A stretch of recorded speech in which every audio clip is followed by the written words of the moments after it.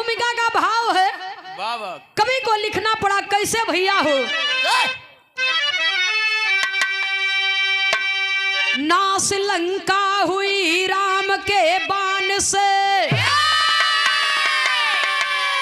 हरि जी आए अवध में सैन्य के साथ में। राज यो ताज पाए भभीषण जभी, देखते स्वप्न सोने पे हर रात में। रक्त सरिता में रावण खड़ा रो रहा, अरे रूप लगता भयानक करे गर्जना। होत ही भोर तज करके लंका नगरी, जाके मैदानों के ढिग किए अर्चना।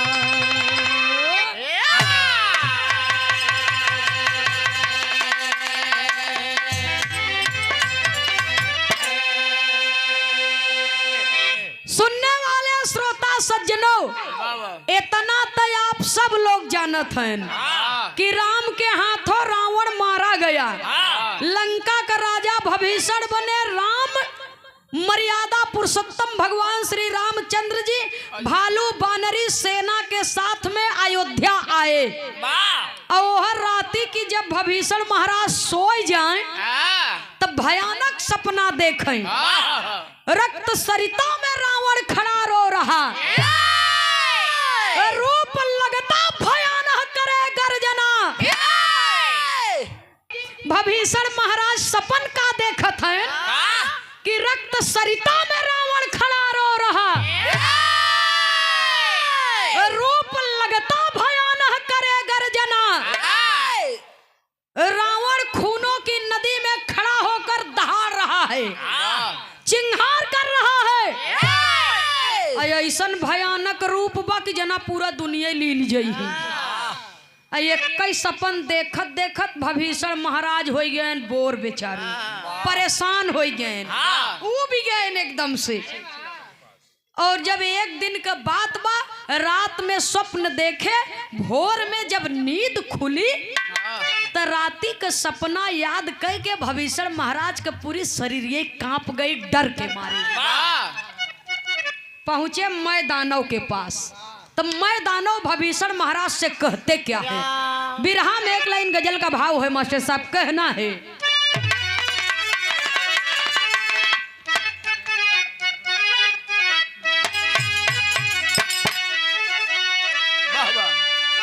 अरे खुद भी वो तो खुद भी वो परेशान है, अरे खुद भी वो परेशान, मुझको आज माने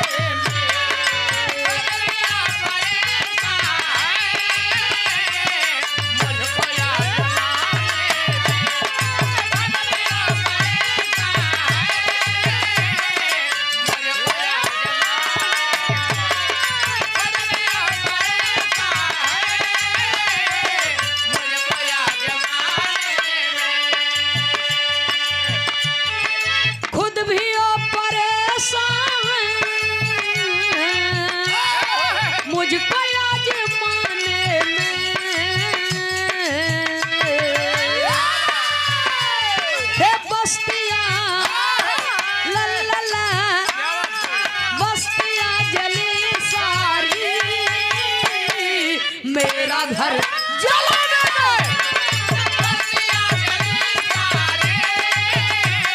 मेरा घर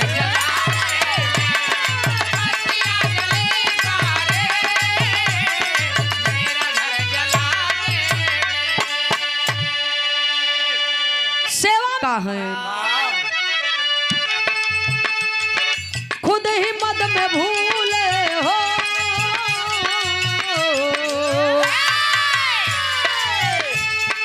खुद ही मद में भूले हो, राज के सिंहासन में,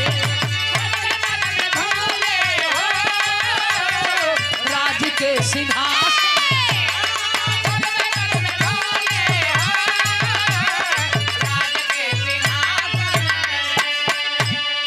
खुद ही मद में भूले हो, राज के सिंहासन में।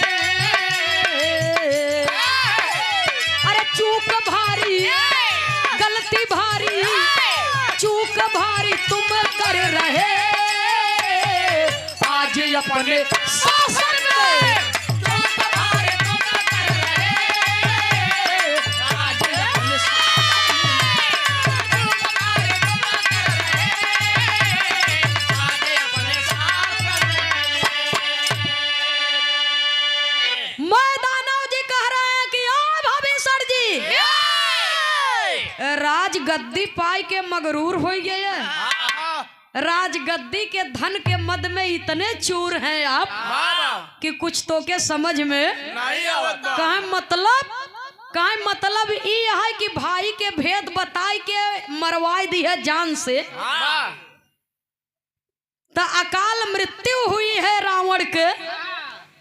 और जब तक आत्मा के शांति न मिले तब तक ऐसा ही खौफनाक मंजर आपको स्वप्न में दिखाई देगा।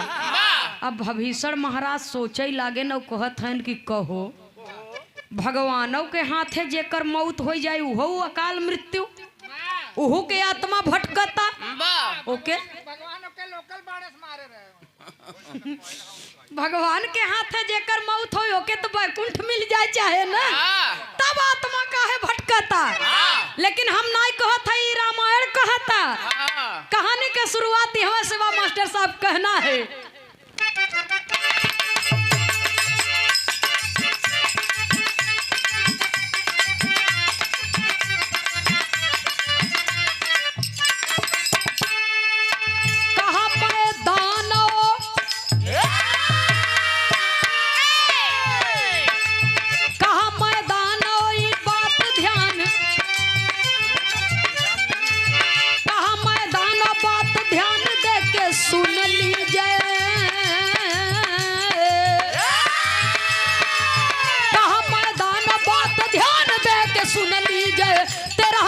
कंधर की जाके पहले तुम कीजिए।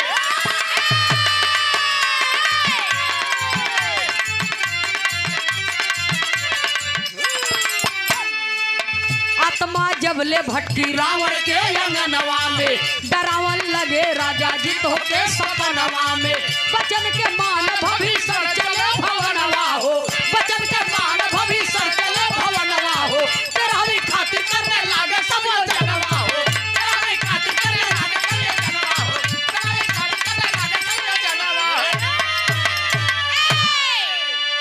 मैदानों कहाँ जाए के रावण के आत्मा के शांति है तो तेरा ही कर। भविष्य जी कहाँ ई का होत है, जब क्यों कभाव की है रहा तब न जनही, जब क्यों कभाव की है नहीं न तो का जनही। तेरा ही बरही का होत, तेरा ही का होत है, कहाँ जाए के तेरा ही कर। आप सिस्टर जी आप बहुत बढ़िया गाना गावत हो, आपसे हमारा प्रणाम बा। अब भगवान हमारे अगर कुछ अरे बिल्कुल आवाज जाए, मालिक करे कि कौनो खुशी घरे में जल्दी आवे, बिना पैसे के वो तो आप दिखाते ही हैं बिना पैसा। अच्छा ये देखा राम सहाय सवैया से और 11 रुपया पुरस्कार कहत है नहीं बचा खुचा बायब एक के ले ले आप और हमारे घरे कौनो खुशी आए तो हम आप लोग के बोलाऊ। अच्छी बात बा, इनाम चाहे 1 रुपया हो चाहे लाख रुपया हो, इनाम इनाम होते। बहुत बहुत आपको नमन है, ऐसे ही मस्त रहें स्वस्थ रहें। हाँ भगवान का भैया हो बाबा। भविष्य महाराज कहाँ ई का होत मैदानों कहाँ जाए के भंडारा कह दे, ई तो जाने था कि नहीं जानते है। कहन हाँ जानी था, सारा विधि बताई दिहन, जैसे जैसे हम कहत है ऐसे ऐसे जाए के कह दी है। अगर क्यों पूछे कि ई का फाने है, वाह कह दी है अपने भैया रावण के आत्मा के शांति है तो तेरा ही फाने है।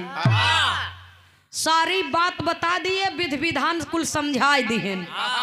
और भविष्य जी महल में आए, तेरही का आयोजन कर दिए, शोक संदेश बटई लगा चारों तरफ। वाह वाह तेरही के न्योता बटई लगा।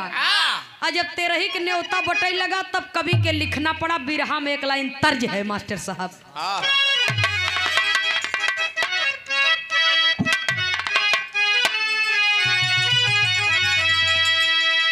छलिया का भेष बनाया, श्याम चूड़ी बेचने आया। न्योता तो चारों कहती भेजवाई दी है, लेकिन न्योता कहाँ नहीं पहुँचावा। नहीं अवध में पाती अइला, जे करे खातिर राजा बने नो के न्योता ही न मिला। नहीं अवध में पाती अइला, गुरु सारा भेद बतइले। नहीं अवध में पाती अइला, गुरु सारा भेद। नहीं अवध में पाती अइला, गुरु सारा भेद बतइले। हे गुरु दिहले बता ढेर दिन बीता, गुरु दिहले बता ढेर दिन बीता, गुरु दिहले बता ढेर दिन बीता। राम कैला खता मरे तोहरे पिता, राम कैला खता मरे तोहरे पिता, राम कैला खता मरे तोहरे पिता। ओनहु के न तेरा ही भइले, गुरु सारा भेद बतइले। ओनहु के न तेरा ही भइले, गुरु सारा भेद बतइले। ओनहु के न तेरा ही भइले, गुरु सारा भेद बतइले। गुरु वशिष्ठ जी से मर्यादा पुरुषोत्तम राम कहें, ई बतावा गुरु जी, अगर हम रावण के मारे न होई तो भविष्य लंका के राजा नहीं बनते। और चारों तरफ न्योता दिहन, हमका न्योता ही न दिहन, रावण के तेरा ही फानेन। तब गुरु वशिष्ठ जी कहते हैं कि सुनिए प्रभु, आपको निमंत्रण इसलिए नहीं मिला, आप और आपका पूरा परिवार सुदक में है। कहें मतलब, कहें जौने बाप का चार चार औलाद,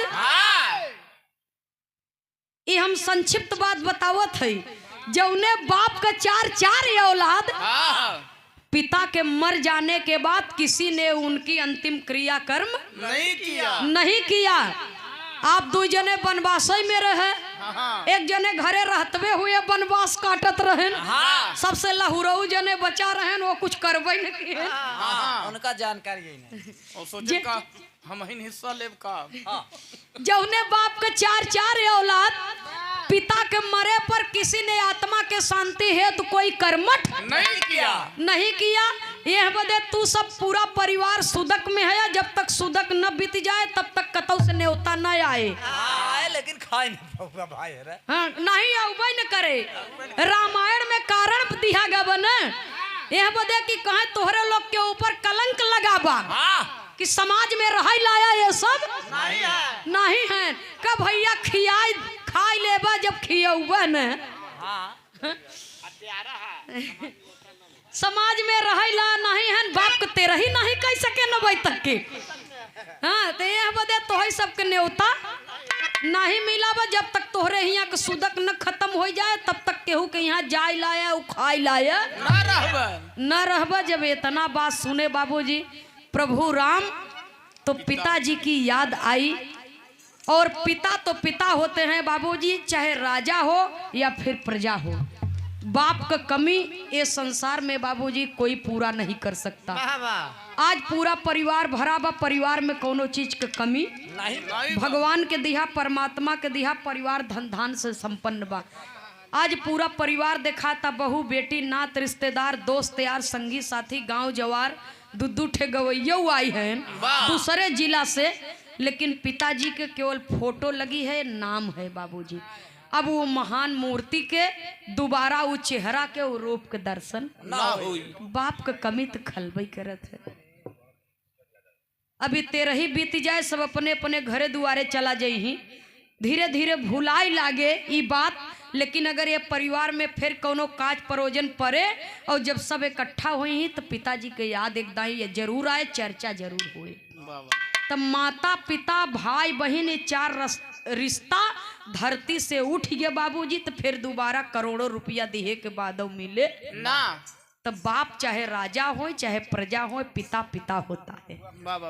पिताजी की याद आई बाबूजी और चारों भाइयों का हृदय द्रवित हो गया, नेत्र सजल हो गए।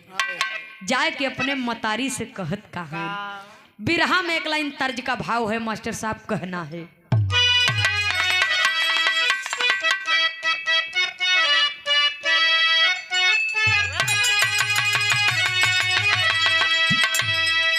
झिलमिल सितारों का आंगन होगा, रिमझिम बरसता सावन होगा। कितनी सुंदर बात लिखी गई है गाना में कि प्रेम की गली में एक छोटा सा घर बनाएंगे, कलियां न मिले तो उसे कांटों से सजाएंगे, कलियां न मिले तो उसे कांटों से सजाएंगे, कलियां न मिले तो उसे कांटों से सजाएंगे।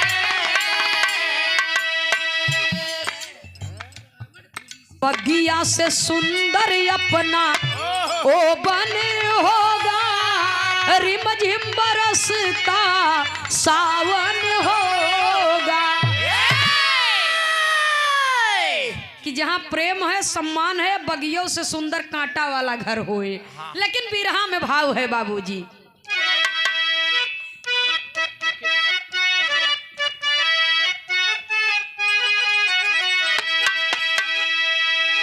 दुखित कौशल्या जी के पिताजी की याद आई बाबूजी और कलेजा कांप गया, मन दुखी है।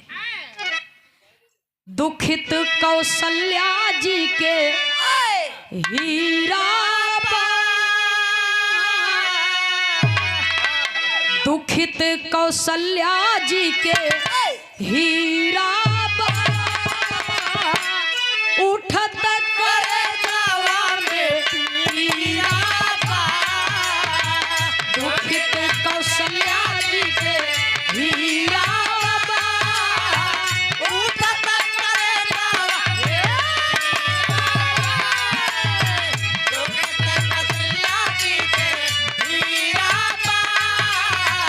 उठत करे जावा में पीरा। राम जी से कहा सुनाती ना हो पीराना, आत्मा भ्रमण करे बाबू के अंगना, आत्मा भ्रमण करे बाबू के अंगना, आत्मा भ्रमण करे बाबू के अंगना।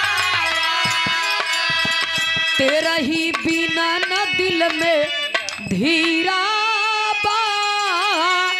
अरे उठत करे जावा में पीरा।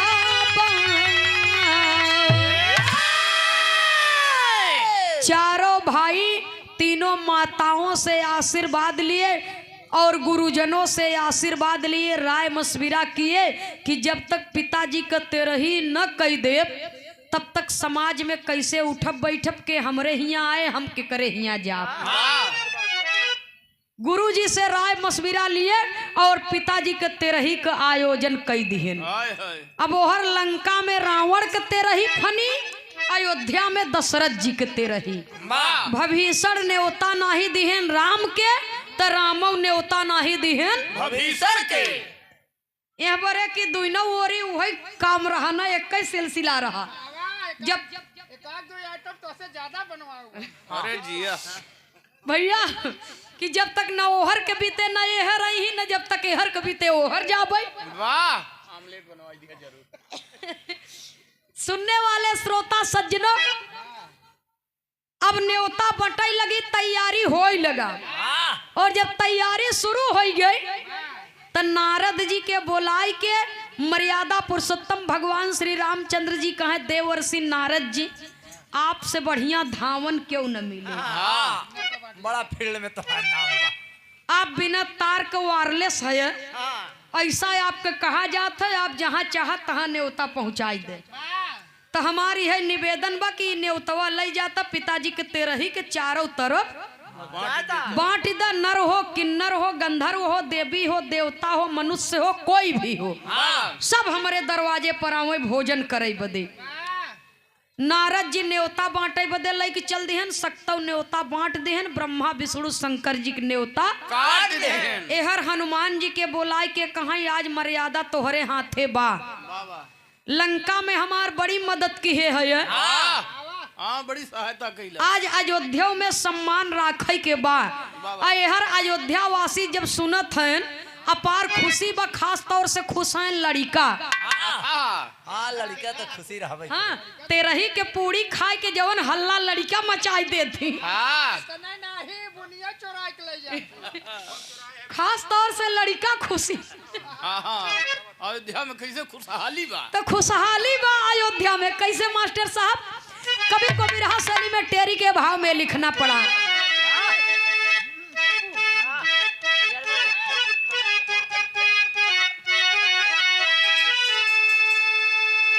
ए रामा रामा रामा रामा यारे मोरे रामा, मिठैया भरी भरी दोना में मिली।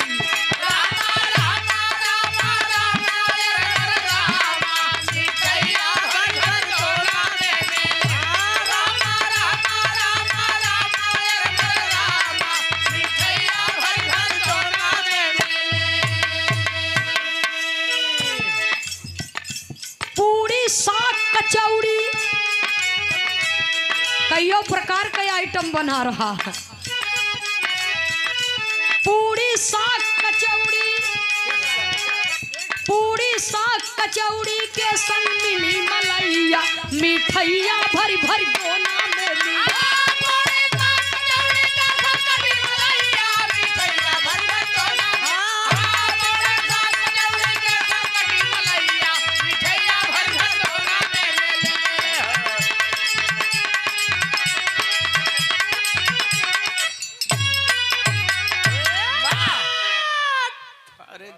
श्रोता सज्जनों, पूरी साग कचौड़ी के संग कटी मलैया हो, मिठैया भरी भरी दोना में मिली। तेरही के दिन आई गे, जब तेरही के दिन आई गे हनुमान जी से कहा एकदम सजग रहे, तनिको लापरवाही न हो पावे।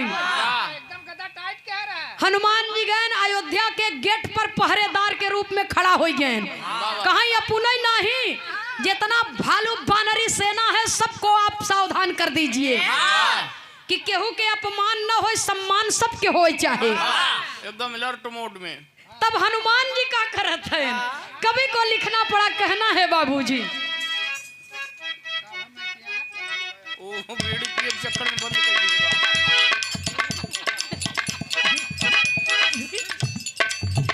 खुशी अवध के वासी नाही केहू के उदासी, मिला दास और दासी के पैगाम ते रही। राम कहीं उस बार हनुमान से दिखा, खड़े रह के आप द्वार लो संभालते रही। देवता साज के विमान आवई अवध दरमियान, पहले मिले हनुमान ले संभालते रही। हे द्वारा रही रेल रेल भालू बानर करे खेल, द्वारा रही रेल रेल भालू बानर करे खेल, मती सब ही खेल जमे तेरा।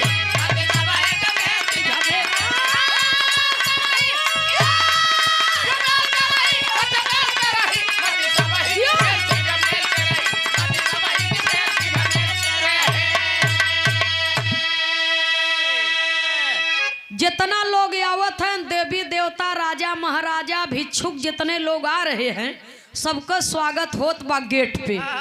अब हनुमान जी अपने भालू बानरी सेना के साथ में एकदम तैनात है, तैयार हैं कि प्रभु के आदेश बा तनिको केहरो से चूक न हो पावई। अयहर सब लोग आवत हैं बाबूजी, भीड़ एकदम चल दी है, बने उतारिन करेला लगावा एकदम रूरी लगाई दिए और देसी घी के महक जब पूरी छनई लगी तो देसी घी के महक जब ब्रह्मलोक में पहुंची तब ब्रह्मा जी के निकुरा में बेधेस जब ध्यान मग्न भयन कहनो अयोध्या में 13 ही फनी बा महाराज दशरथ के, लेकिन न्योता नहीं मिला बा जाई कैसे कहाँ हो सकता है। हमें नहीं मिला बा काजन विष्णु जी के मिला हो, भगवान विष्णु जी के पास गए तो भगवान विष्णु कहें हम हो न्योता नहीं मिला। कैलाश पर्वत पर गए बाबा भोलेनाथ कहें हम हो के न्योता नहीं मिला। मारी आपस में विचार विमर्श कर रहा है, बाबा भोलेनाथ कहा विचार विमर्श मत करे, एकदम सीधी सीधी बात बा, बिना न्योता के केहू के दुआरे जाए के न चाहे दोनों जने लौट गए। ब्रह्मा विष्णु रहियाई गए। हर कुछ देरी के बाद बाबा भोलेनाथ के मन लगा डोले। बाबा भोलेनाथ माई पार्वती से कहा ये देवी कहा तो चली पुड़िया खाए नहीं आई। माता पार्वती कहे बउरहू अबलत कहे बिना न्योता के न जाए चाहे। अब जाबा अगर क्यों पूछे कि न्योता पाए है तो झूठो न बोलत बने, कहे तो हूँ धन्य भऊ कौनो एहर ओहर ते रही या मामूली ते रही न हो, पूरे विश्व का खेल है, चक्रवर्ती सम्राट के ते रही फनी बा। बड़ी भीड़ बा। चला चली दोनों जने भेष बदल के चलब, दूध कचौड़ी खाए चला जाओ का क्यों चिन्हत का। दोनों प्राणी चल दिहन बाबूजी। तब बिरहा में यहाँ पे हमारे इलाहाबाद प्रयागराज का खाटी तर्जबा कवि को लिखना पड़ा कैसे मास्टर साहब। सेवा में श्रीमान बाबू राम मूरत यादव जी माननीय नेताजी रामपुर खुर्द की पावन धरती से सादर झूमर छंद के भाव पर सादर 51 रुपया दे करके सम्मान किए। बहुत बहुत सादर नमन, आशीर्वाद की कामना। जय श्री कृष्ण।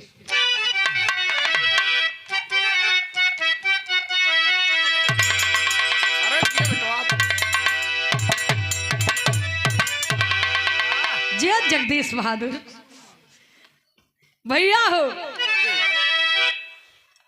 इस तर्ज स्वर्गीय हैदर अली जुगनू जी ओस्ताद जी के ओस्ताद जी गावत रहे। स्वर्गीय बाबा राम आधार यादव जी झूसी नरेश।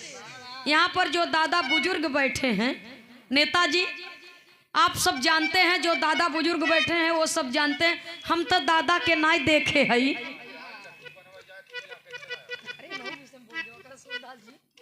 हाँ देखो ये सच्चाई है। देखो हम नाई देखे हई दादा रामधार के। कहाँ से देखबो वहाँ समय अपने माइक पेटे में रहू। गेटे पर है। हम तो गेटे पर भाई।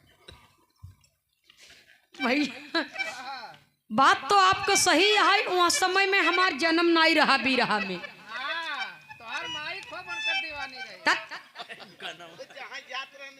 हाँ दीवानी बनावत रहे। बिरहा के की उनकर हाँ भैया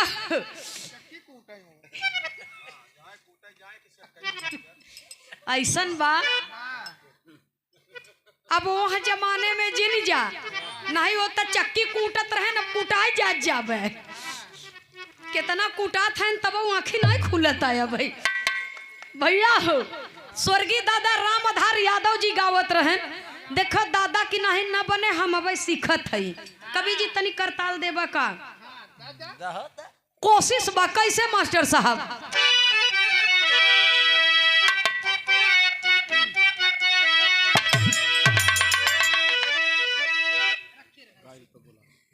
अरे राम झकोरा मारे झूलनी ए सुनई वाले पंचौ झकोरा मारे झूलनी ऊ है साड़ी लहराई हो झकोरा मारे झूलनी साड़ी लहराई हो झकोरा मारे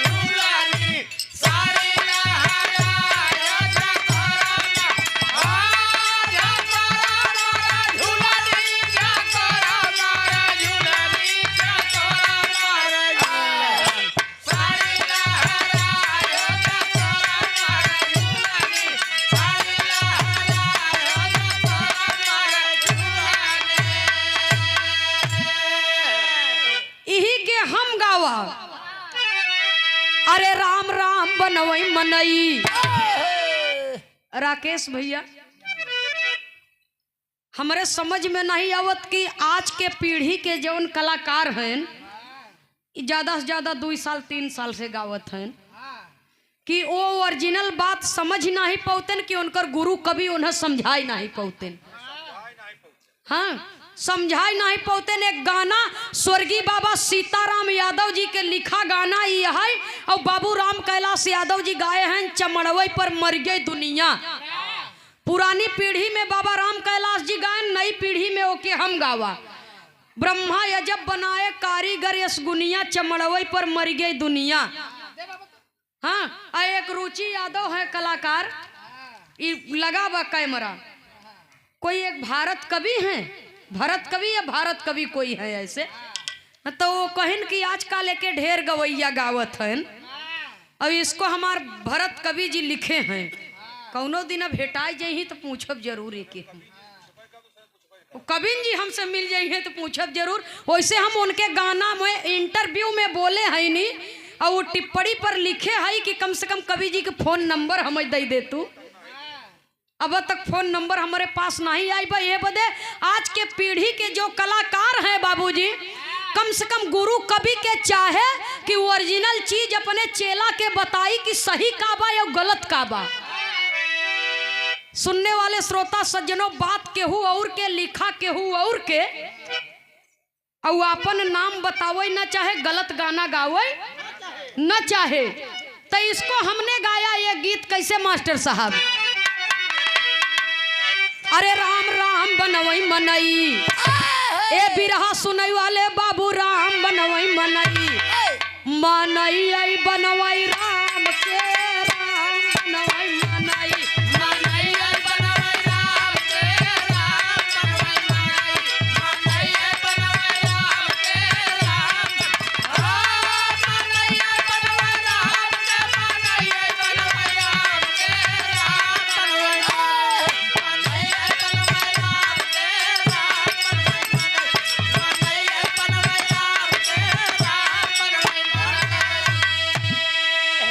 राम के बनवा मनई, मनई के बनवा राम में फर्क कितना बा। राम के बनावल मनई डोलई और बोलई। राम के बनावल मनई डोलई और बोलई। राम के बनावल मनई डोलई और बोलई। हे मनई के बनावल राम, मनई के बनावल राम नाही कौनो काम के, राम बनवई मनई। मनई बनवई राम के, राम बनवई मनई। मनई बनवई राम के, राम मनई बनवई राम के, मनई बनवई राम के, राम बनवई मनई। बनवई राम के, राम बनवई मनई। बनवई राम के, राम बनवई मनई।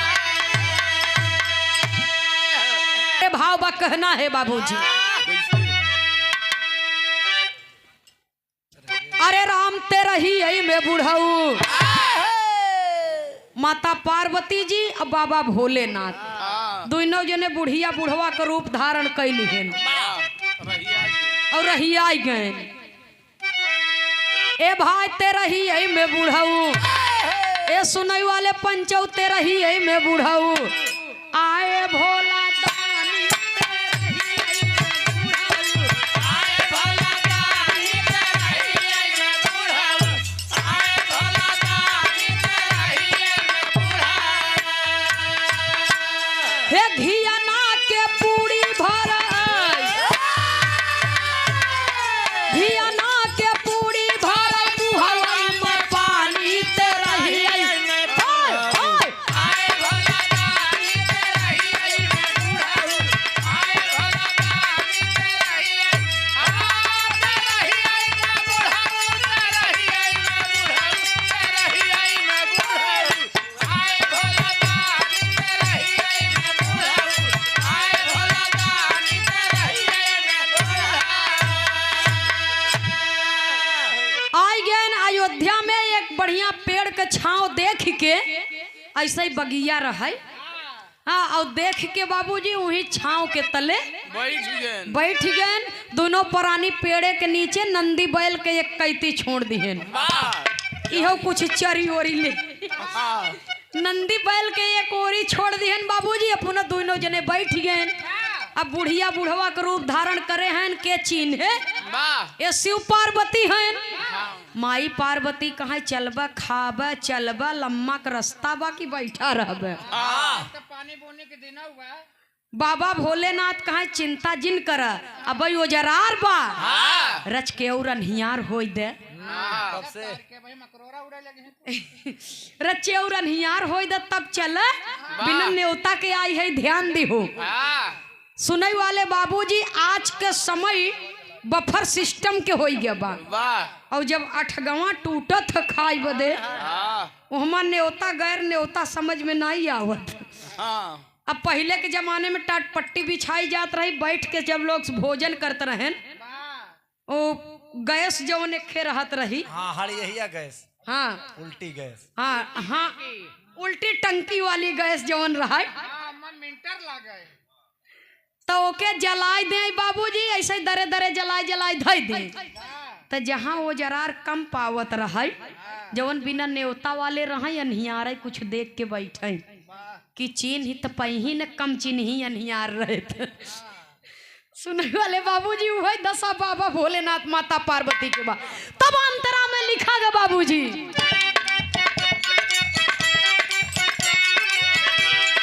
एक ओरी गाजा पिए बैठ भोले जोगी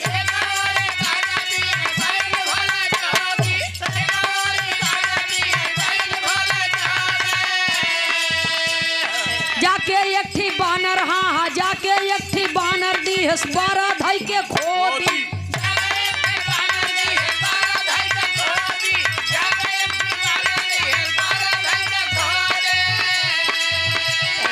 बुढ़ावा पायल राजे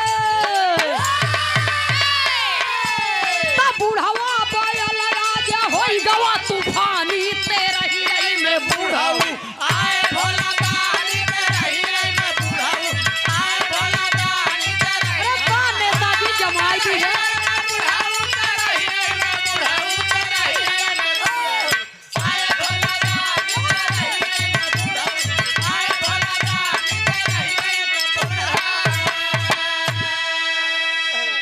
अपने जमाना का सब दीवाना होत है। हाँ?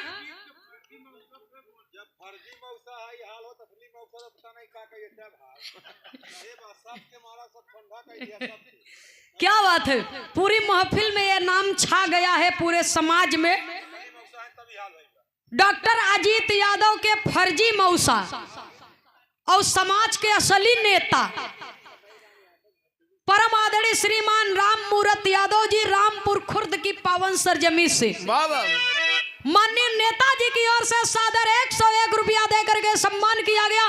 बहुत बहुत हृदय की गहराइयों से हम आपको नमन करती हूँ प्रणाम करती हूँ आपका स्वागत करती हूँ। स्वर्गीय बाबूजी के भतीजे हैं श्रीमान राजित राम यादव जी की ओर से सादर 101 रुपया देकर के सम्मान किया गया। ये फर्जी मौसा के नाम के सम्मान में बहुत बहुत सादर नमन आशीर्वाद की कामना है। उपस्थित सकल पंच को सादर नमन जय श्री कृष्ण। गाना करीब में है बाबूजी कवि के लिखना पड़ा। माता पार्वती से बाबा भोलेनाथ कहा अब समय बा एक चीलम गांजा चढ़ाई दे तू। हाँ मौसम बन जाए तो हाँ रच्चे कुछ मौसम बन जाए तनी और थोड़ा सा टाइमो बीत जाए। अब माता पार्वती जी गांजा चढ़ाई के देते हैं बाबा भोलेनाथ के चिलम पर चिलम चटकी बा जैसे भट्ठक धुआं निकले और तब से एकठी बानर पहुंचा और नंदी बैल के दिहेस खोद और ऐसा जगह खोदेस की बरधा भड़क गया जाए के वही पूछ उठाई के वही खोद देस गौखवई में हो। सूरदास जी इनकर विज्ञान बहुत तेज बा। सुनई वाले बाबूजी और बरधा के खोद दी है बानर और बरधा भड़क गए एक बात जान ल, जानवर भड़क जाती तो गोसैयों को धराए जल्दी धराते नहीं। अब बरधा तो बिगड़ गया और लगा भागे। हाँ हाँ चट्ठे बानर अगल बगल से खाव खाव करे लागे ना और लगा भागे। हाँ अब भागे लगा बरधा हर माता पार्वती बाबा भोलेनाथ के कहत हईन। का कहत हईन बिरहा में एक लाइन तर्ज लगी मास्टर साहब, तर्ज बड़ी मिजाजी बा।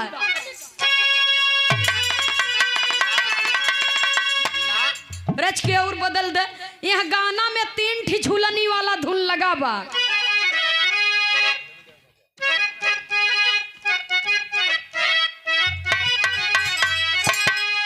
अरे झूलनी का रंग साचा हमार पिया। कतौ कतौ एक मतारी बहन लोग गावत थी। दिन भर चाहे जहाँ रही है हमार पिया, और रात की घरे चला आई है हमार पिया। हाँ, ये जौनपुर में गाई जात है, प्रतापगढ़ में गावा जात है। सैया मिला मोर हल्का भगवान कसम, से चले नहीं नलका भगवान कसम। इबर दर दर टंकी बनत बा भैया हो त गाना का कोई और छोर नहीं बा। लेकिन हमारे बिरहा में भावा धुन तर्ज क्षण के आनंद के लिए होता है। वाह। अरे गिर जा कहाँ छोड़ा गाजा हमार पिया।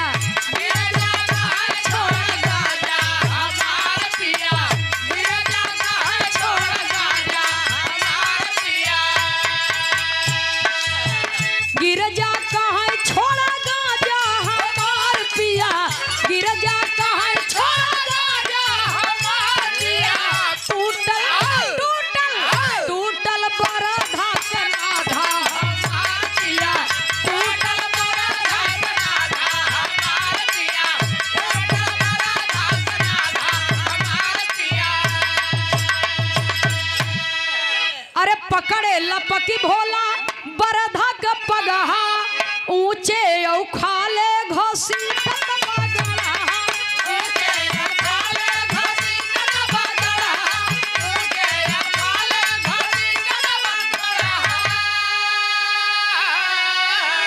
छुटी ग बाघंबर के बाधा हमार पिया।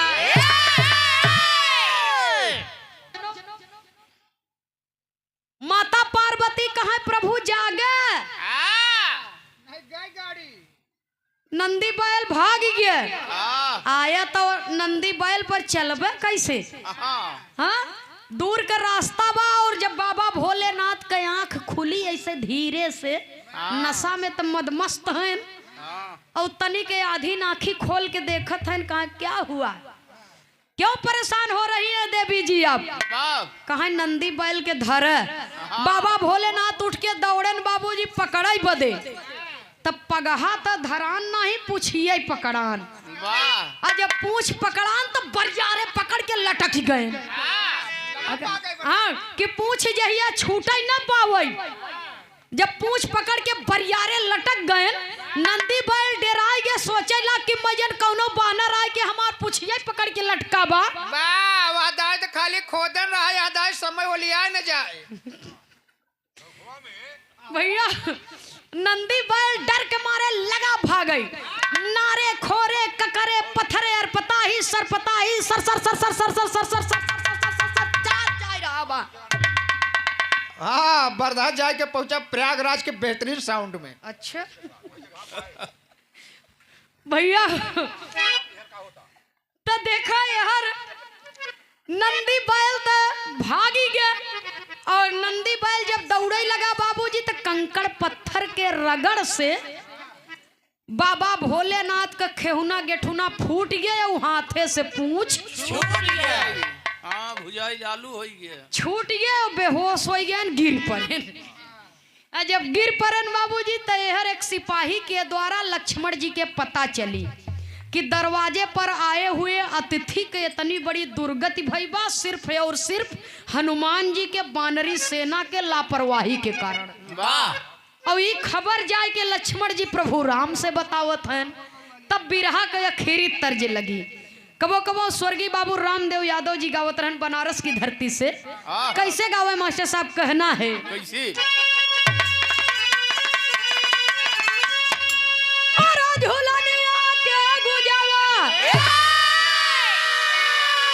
तो झूलनिया के गुजवा, अरे टूटल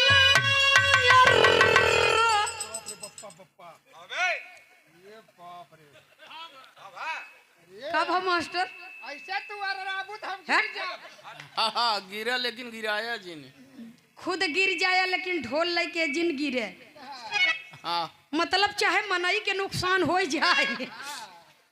सूरदास जी ई हम नहीं, ई उनकर लोग के गाना यार रात रहा, वो ऐसे चैला फार गौते ही रहे। भगवान जाने कहाँ से इतनी आवाज उनके रही, शक्ति रही। सुनने वाले श्रोता सज्जनों, और ये भाव पर समाज के सम्मानित माननीय श्री राम मूर्त यादव नेताजी रामपुर खुर्द से डॉक्टर अजीत यादव जी के फर्जी मौसा जी की तरफ से सादर 101 रुपया दे करके सम्मान किया गया। ये हमरे सूरदास जी के लिए। अरे वाह, अब गलती जिनकी है। हाँ गलती हम कहाँ करत है। ला मंच से उतरब तब तो समझाऊ पार्टी भर मिलके भैया। लिखा गया कैसे मास्टर साहब, और झूलनिया के गुजवा, तो झूलनिया के गुजवा, अरे टूटल राजा, और झूलनिया के गुजवा, तो टूटल राजा, जमनिया से गड़िया छूटल, जमनिया से गड़िया छूटल राजा, जमनिया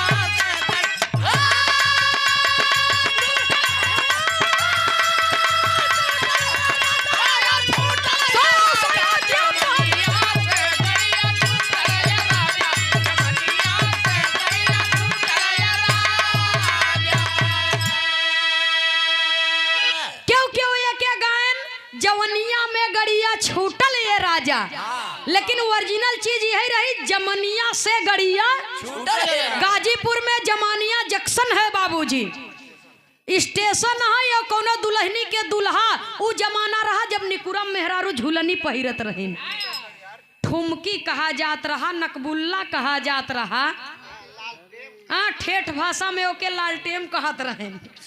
तो वो बीचों बीच निकुरा छेदावा जाए, पहिर जाए, ओठे तक झूले, उमन गूंजा लगा रहत रहा भैया। तो देखा वह दुल्हनिया रोकत रही कि रजऊ जिंजा दो रोटी कमाई खाबे। एक टाइम वैसे बिताए ले पानी पी के, लेकिन आँखी के सोझे रहे जा मत। ट्रेन आई गई, दुल्हा बैठ गया, माना नहीं बाबूजी, और ट्रेन चल दिए। तो दुल्हन सिचका पकड़ के लटक गई। हाँ तो चली जात बा, लेकिन जब ट्रेन रफ्तार पकड़े तो गाड़ी तो छूट गई, लेकिन तब दुल्हनिया दौड़ी जात रही, ठेह लग गया, ठोकर लग गवा, गिर गई, और वह झूलनी के गुंजा करे टूट गया। तब लिखा गया रहा, झूलनिया के गुजवा टूटल ये राजा, जमनिया से गड़िया छूटल है राजा। लेकिन बिरहा में भाव है मास्टर साहब, कहना है, और लक्ष्मण कहाई पहिले, लक्ष्मण कहाई पहिले, और डाटा भैया,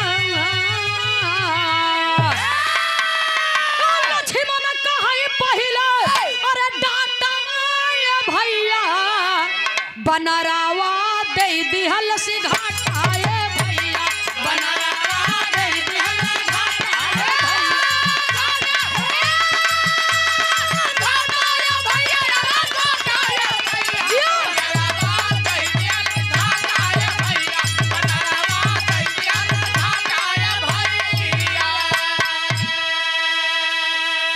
अरे होले खुरा फाती ई बानर के जतिया, और पर जत रहे लेकिन मनला न बतिया,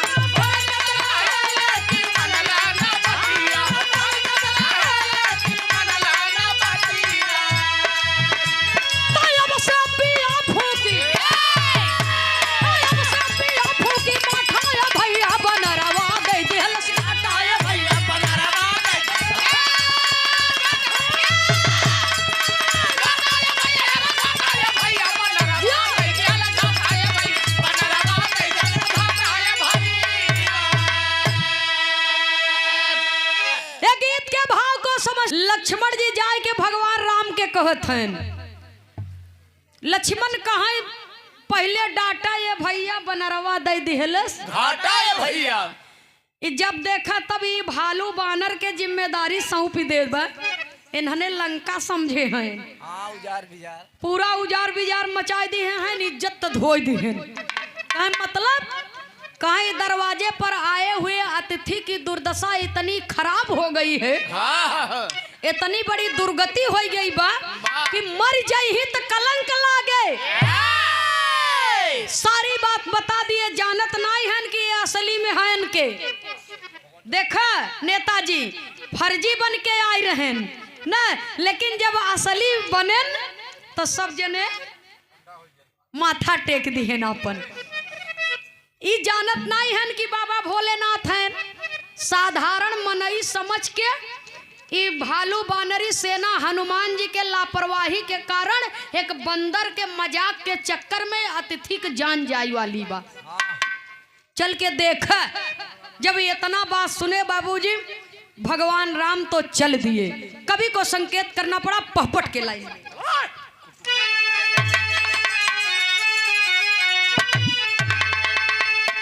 अरे गए राम जहाँ घायल सिउ रही गलती भारी बा। त गए राम जहाँ घायल सिउ रही गलती भारी बा। औ कहाँ क्षमा कई दाए शायद बसैया गलती भारी बा।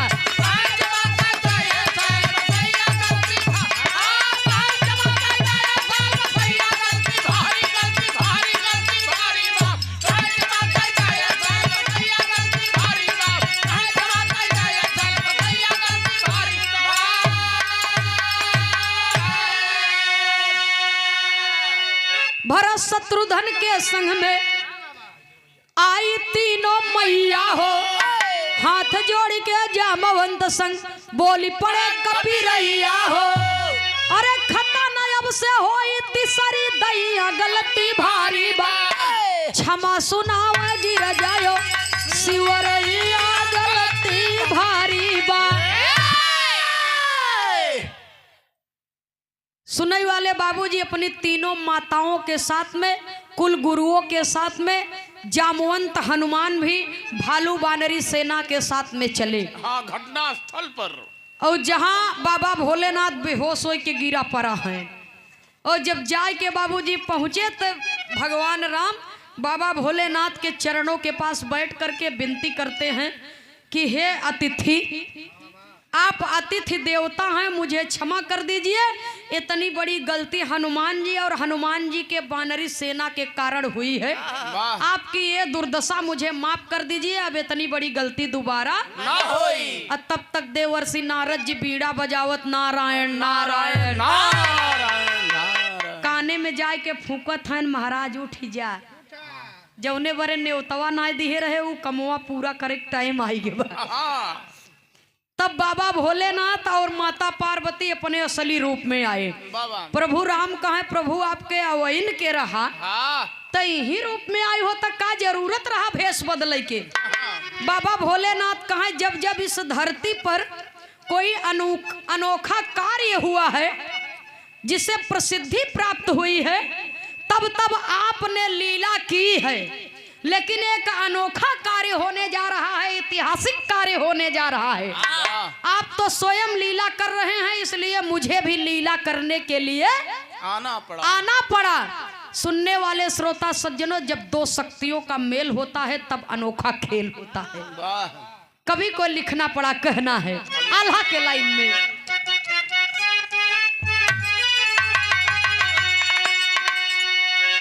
परम आदरणीय माननीय श्री राम मूरत यादव जी, माननीय नेताजी, रामपुर खुर्द की पावन धरती से समाज के सच्चे समाज सेवी हैं, बड़े जानदार, बड़े शानदार। और जब से ये कार्यक्रम प्रारंभ हुआ है तब से आप हम लोगों का हौसला बुलंद कर रहे हैं। सुनने वाले श्रोता सज्जनों,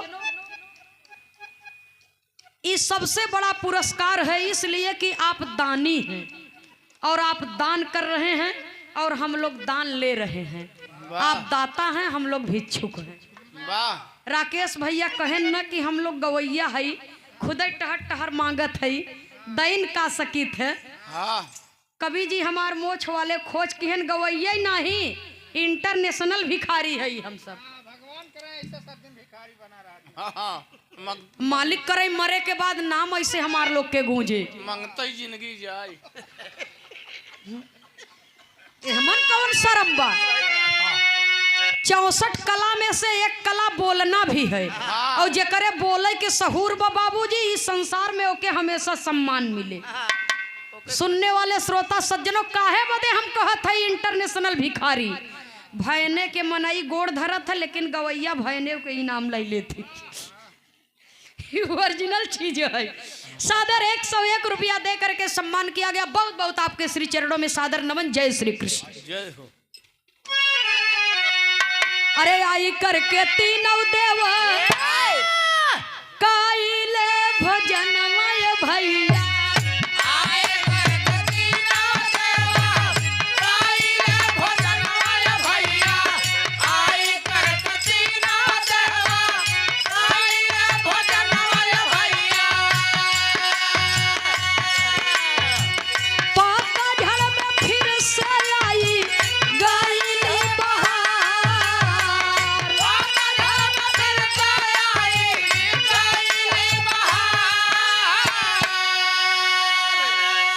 दई के आशीर्वाद सबही देव चली गईले पंचो। दई के आशीर्वाद सबही देव चली गईले पंचो। दई के आशीर्वाद सबही देव चली गईले पंचो। राम जी के मनावा के पूरा भगवान, राम जी के मनावा के पूरा भगवान। अरे वो हर भभीषण कैले रावण कहते रहिया भैया। वो हर भभीषण कैले रावण कहते रहिया भैया। वो हर भभीषण कैले रावण कहते रहिया भैया। भटकत जिया के भा दुई नौर उद्धार। भटकत जिया के भा दुई नौर उद्धार।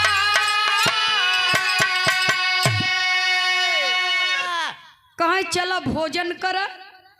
हनुमान जी कहा कि प्रभु हमरे गलती के क्षमा कर दा, आप के अंश हई, हमें माफ कर दा। लड़का आप कही हमरे हमसे इतनी बड़ी त्रुटि हो गई, अब दोबारा गलती ना होई। कहा हनुमान चिंता मत करे, हेमन न आपका गलती बा न आपके वानरी सेना की गलती है। वाह। फिर प्रभु गलती के करबा? कहा हमारा गलती बा। पाकिस्तान से आए रहा। कहे हमारा गलती बाटे। कहे मतलब? कहे दोनों जने के हम बहकाए के आवा भोजन करे, पूरी खाए के मन रहा बड़के भैया के। ब्रह्मा जी और विष्णु जी दोनों जने आए हमारे दरवाजे पर, लेकिन हम मना कर दिया कि बिना न्योता के केहू के दुआरे जाए के ना चाहिए, हम धोखा दे के आवा।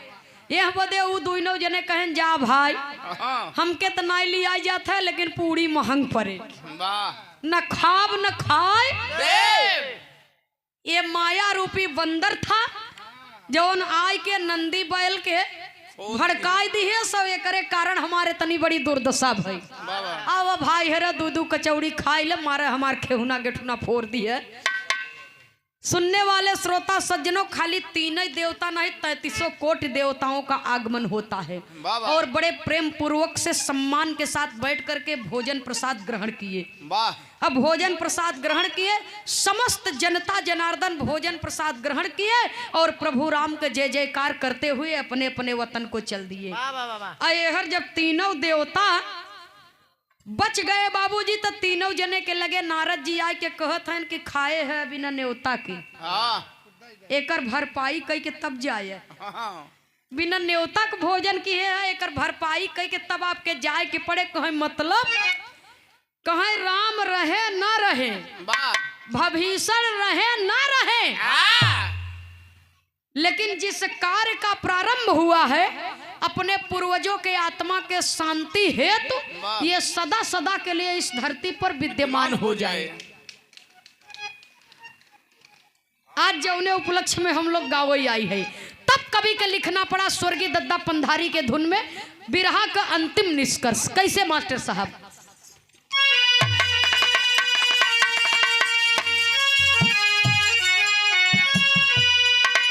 अरे प्रचलन बा प्राचीन बतिया महाना सबही, हे प्रचलन बा प्राचीन बतिया महाना सबही, त केहू के रखिया न जग में अधूरी तेरही।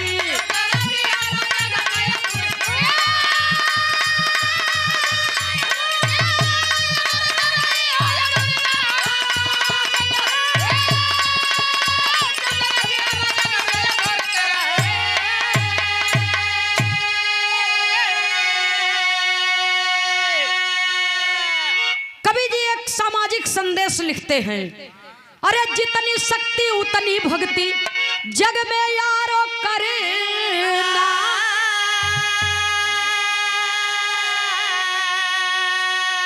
नहीं किसी के बहकावे में घर को गिरवी रखना, रहना घूसखोरन से दूरी हो अधूरी तेरा।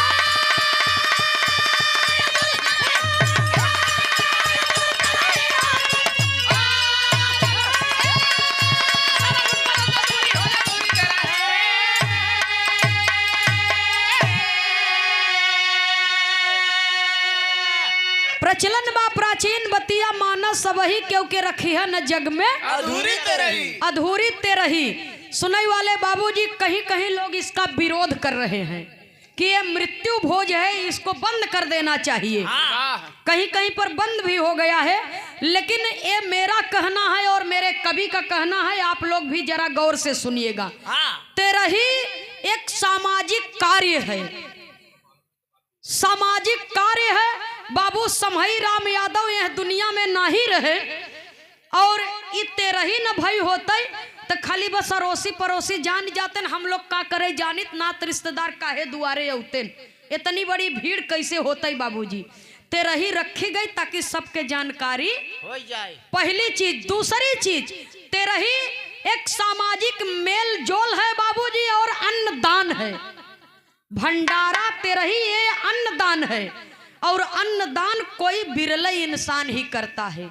अगर बंद ही करना है तो तेरही कुप्रथा नहीं है, ये एक सामाजिक संदेश है, एक भाईचारा का नाता है। कम से कम यही बहाने तेरही हो गए, भोज हो गए, भंडारा हो गए, यही बहाने 4 जने 10 जने दरवाजे पर यही मेल जोल बढ़े, प्यार मोहब्बत बढ़े, एक दूसरे के दर्शन दीदार हुए।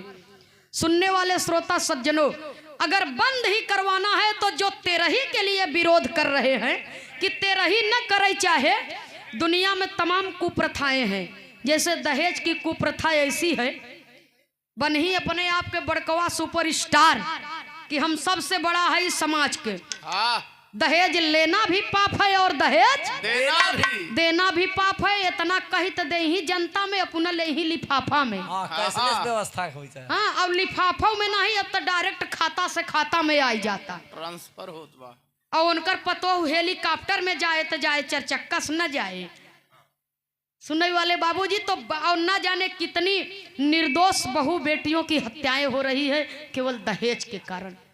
दहेज है, घुसखोरी है, चोरी है, हत्या है। जेल में बैठा हैं बाबूजी, आरोपी हैं, दोषी ठहरावा गए हैं, लेकिन हुआ से बैठे बैठे चुनाव लड़ी लेते हैं, जीती लेते हैं। सही बात। सुनने वाले श्रोता सज्जनों, आरोप इस पर लगना चाहिए, आरोप प्रत्यारोप इस बात पर होना चाहिए कि समाज की कुप्रथाएं बंद की जाए। तेरही तो एक सामाजिक कार्य है। हाँ, न ज्यादा तो कम में करा। इसीलिए लिखा गया, जितनी शक्ति उतनी भक्ति जग में यारो करना। हर इंसान एक समान दुनिया में नहीं है, क्यों 100 रुपया कमाता, क्यों लाख रुपया कमाता। तो जितनी शक्ति बा उतनी भक्ति इंसान के करे के चाहे।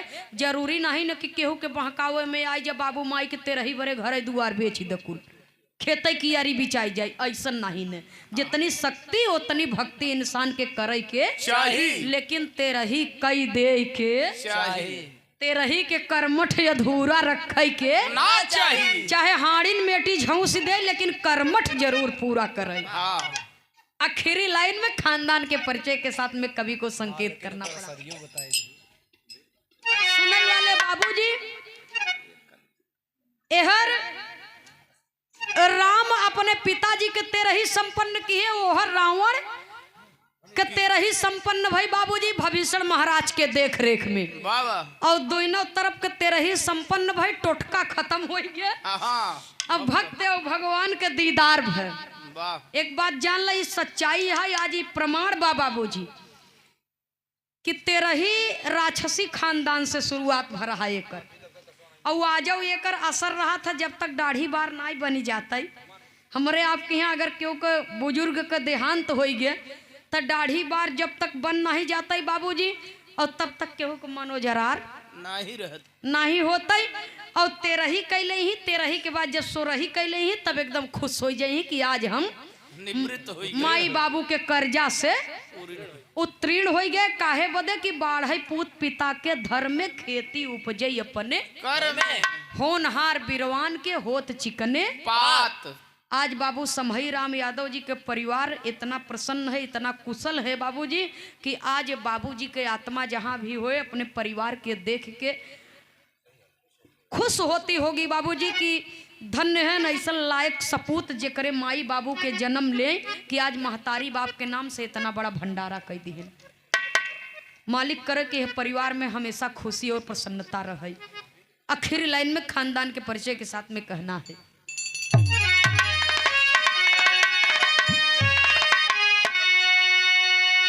देखा त्रयोदशा तेरही के कार्यक्रम बा। एक ठी है या गाय देत है, कुछ लोग बैठा है जैसे इच्छा का एक आठी सुनाई दे।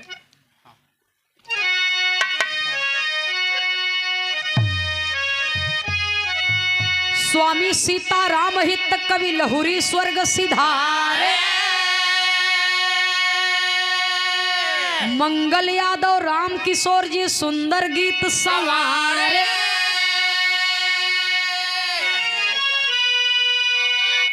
ए बाबू मिठैया भरी भरी दोना में मिली,